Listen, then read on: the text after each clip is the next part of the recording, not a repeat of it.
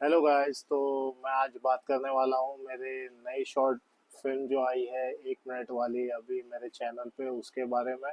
तो मैंने उसको कैसे बनाया है और कौन सी चीज़ें मुझे मतलब डिफ़िकल्ट लगी इसमें बनाने के टाइम, और किन चीज़ों पर ध्यान देना चाहिए, हम इन सब टॉपिक के बारे में बात करने वाले हैं आज। तो एक्चुअली पहले ये हुआ कि एक आइडिया काफ़ी दिनों से दिमाग में चल रहा था।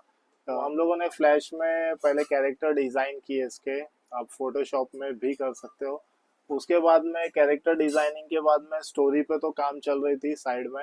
और क्योंकि ये 1 मिनट का क्लिप है, तो स्टोरी मैंने थोड़ी ज़्यादा लंबी लिख रखी थी। और जब मैं काम करते गया तो मुझे पता चला कि ये कितना ज़्यादा टाइम कंज्यूमिंग है, मतलब कितना ज़्यादा टाइम लेता है फ्रेम बाय फ्रेम वर्क करना, या जो भी हम लोग काम कर रहे हैं। क्योंकि उसमें बहुत सारे फ्रेम्स हमको ड्रॉ करने भी पड़ते हैं। और इसमें मैंने कहीं कहीं फ्रेम बाय फ्रेम यूज़ किया है, कहीं कहीं हम लोगों ने उसको ट्विन करके भी काम चलाया है। तो बात आ जाती है स्टोरी बोर्डिंग की। स्टोरी बोर्डिंग के बाद में हम लोगों ने थोड़ा सा कैरेक्टर डिज़ाइन पर फिर से काम किया। उसके बाद में एनिमेट कैसे करना है और उस कैरेक्टर की उम्र क्या होगी वगैरह वगैरह। तो ये सब कैरेक्टर डिज़ाइनिंग में आ जाता है, तो इस पर हम लोगों ने वर्क किया। फिर इसके बाद में मैंने और फ्लैश में जब उसको सीन्स को एनिमेट किए, तो उसके पहले मैंने बैकग्राउंड पे भी काम किया। तो बैकग्राउंड भी आप फोटोशॉप में बना सकते हो या फिर एडोब फ्लैश में भी आप बना सकते हो, दोनों में से किसी में भी आप बनाओ, काम हो जाएगा।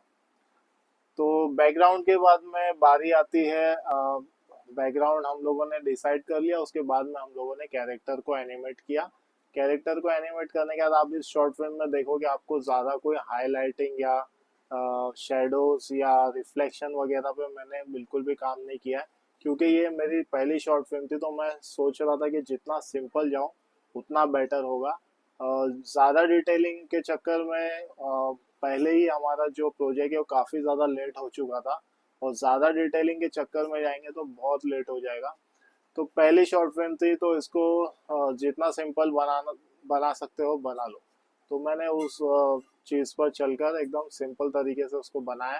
कलर में भी मैंने कोई ज़्यादा शेडिंग वगैरह कुछ भी नहीं दिखाया है, ना शेडोज दिखाया है, ना रिफ्लेक्शन दिखाया है, और हाईलाइटिंग्स वगैरह कुछ भी नहीं दिखाया है, ठीक है। तो इसके बाद में मुझे जो सबसे ज़्यादा प्रॉब्लम आई, वो मुझे वॉइस आर्टिस्ट ढूंढने में आई। क्योंकि मैं वॉइस आर्टिस्ट ढूंढ रहा था, तो जिसकी आवाज़ मुझे पसंद आ रही थी उसके पास टाइम नहीं मिल रहा था उसको। और फिर मैंने सोचा कि क्यों ना मैं ही इन सब की आवाज़ें निकालूं।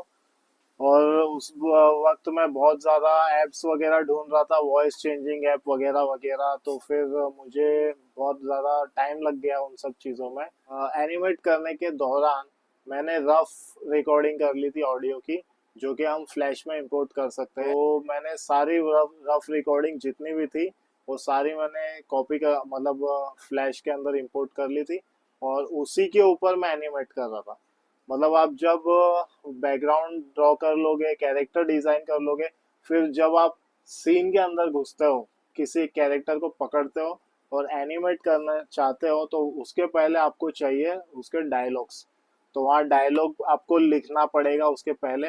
उसके बाद में आपको इंपोर्ट करनी पड़ेगी एक वॉइस, रफ वॉइस उन्हें डायलॉग्स की, और उसके ऊपर ही आप एनिमेट कर सकते हो। तो ये चीज़ें मतलब ये एक पाइपलाइन की तरह चलता है, ये मुझे समझने में थोड़ा सा टाइम लगा। क्योंकि जहाँ से हम लोग कोर्स वगैरह करते हैं वहाँ पर इतना डिटेलिंग में नहीं हमको बताया जाता है। जब हम लोग उसके अंदर अपने आप को इंक्लूड करते हैं या हम उसके अंदर जब डाइव करते हैं, तब हमें समझ में आता है कि मुझे इस चीज़ की ज़रूरत है, पहले ये कर लेता तो बेटर होता, पहले वो कर लेता तो बेटर होता। एनिमेट करने लगा, जब मैंने एनिमेशन ख़त्म कर दिया तो मैं कुछ ज़्यादा ही सीन्स बना लिए मैंने। तो ये भी मेरा जो ज़्यादा टाइम कंज्यूमिंग हो गया।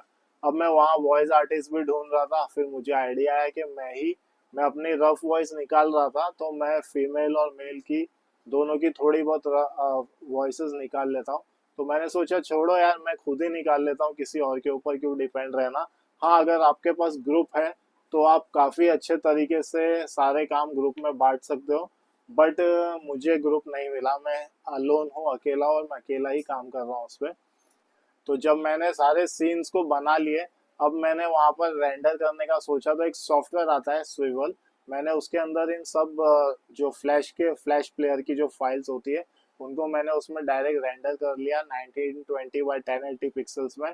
और उसके बाद में मैंने सोचा कि आफ्टर इफेक्ट में ले जाते हैं और फिर वहाँ पर हम लोग थोड़ा सा एडिटिंग वगैरह करते हैं।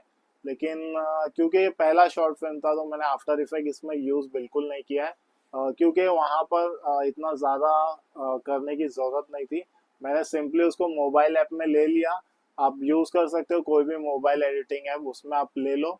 और उसके अंदर जब मैंने इंपोर्ट किया उन सारे वीडियोस को, तो अब बारी आती है फाइनल वॉइस है उसकी। तो वहां पर मैंने काइन मास्टर में सारे वीडियोस अपलोड कर लिए और वॉइस ओवर मैंने वॉइस ओवर किया उन सारे वीडियोस को। वॉइस ओवर करने के बाद में मैंने क्या किया, जो कैरेक्टर था मेरा, जो बॉय था बेड के ऊपर सोया हुआ था, उसका नाम है पिट्टू, वही हमारा मेन कैरेक्टर रहने वाला है। तो उसका आवाज मैंने नॉर्मल अपना वाला ही रखा, नॉर्मल वॉइस। और उसकी मम्मी थी, पिट्टू की मम्मी, उसके लिए मुझे थोड़ा सा आवाज को फाइन करना था, पतला करना था, या जो भी आपको लगा होगा। तो मैंने मतलब एक आवाज से दूसरा आवाज थोड़ा सा डिफरेंट होना चाहिए, तो मैंने उसका पिच थोड़ा सा चेंज कर दिया, पॉजिटिव की तरफ ले गया, तो आवाज थोड़ी पतली हो गई। और उसका जो डैडी था पिट्टू का, उसके लिए मुझे थोड़ी सी मोटी आवाज चाहिए थी, तो मैंने पिच को माइनस की तरफ कर दिया। तो वहां पर ये काम कर गया। और कुछ लोगों ने मुझे मैसेज किया, उन लोगों को अच्छा लगा, उन लोगों ने मुझे ये कॉम्प्लीमेंट किया कि जो वॉइस थी तीनों कैरेक्टर की अलग लग रही थी। तो मुझे अच्छा लगा कि चलो मेरा फर्स्ट अटेम्प्ट था। और मेरे सब्सक्राइबर अभी फिलहाल बिल्कुल नहीं है, लेकिन जितने सब्सक्राइबर है उससे ज़्यादा लोगों ने ही उस शॉर्ट फिल्म को देखा है। तो मुझे अच्छा लगा ये देख के। अभी डेफिनेटली आगे आने वाली जो हमारी स्टोरीज रहेगी वो ज़्यादा बड़ी तो नहीं रहेगी, 1 मिनट या 1 मिनट के आसपास ही रहेगी। मैं थोड़ा सा और हाई क्वालिटी का एनिमेशन करने की कोशिश करूंगा। और वहाँ पे हम लोग शेडोज भी बताएंगे और कलर में शेड्स भी डालेंगे, तो जिससे कि हमारे जो एनिमेशन और हमारे कैरेक्टर में थोड़ी जान सी आ जाएगी, ठीक है ना। तो बस इस स्टोरी को लेके बस इतना ही बोलना चाहता था मैं। और मैं यही आपके साथ शेयर करना चाहता था कि मुझे कहाँ कहाँ डिफ़िकल्टी आई।